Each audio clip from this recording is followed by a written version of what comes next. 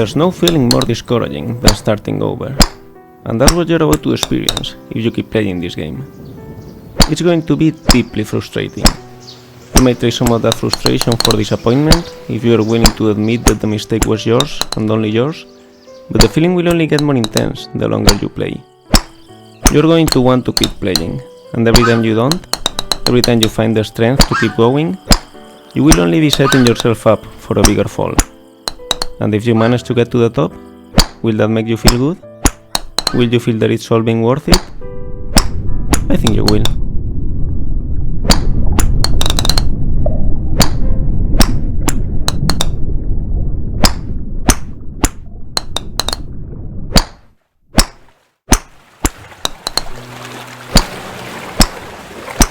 Feel free to stop playing whenever you want.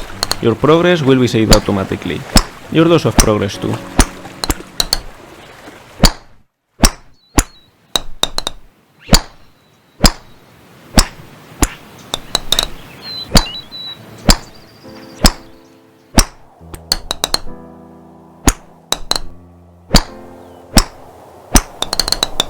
This game is a different take on a game that came out in 2017 titled Getting Over It with Bennett Foddy. The author of that game, Bennett Foddy, was an Australian designer known at the time as the father of intentionally bad controls. Weird, unresponsive, and hard to understand, intentionally bad controls are bad in the sense that they are suboptimal for the task at hand, making a challenging and infuriating experience of what otherwise could well be a walk in the park. And yet, they often make for amusing games. In Getting Over It, your task is simply to climb up a mountain, to dragging yourself with a hammer while sitting inside a cauldron. No amount of forward progress is guaranteed, some cliffs are too sheer or too slippery, and the player is in constant danger of falling and losing everything. I watched a video of Bennett Foddy playing his own game, and it was interesting to see how erratically he approached his own challenges. He knew it was possible to overcome them, and he knew the movements he needed to execute. So he will make an attempt, but he will fail, without a clear reason why. So he will try again, exactly the same movements he attempted the first time, and he will repeat this process until, eventually, it actually worked, giving the impression that the challenge was more about perseverance and luck than precision.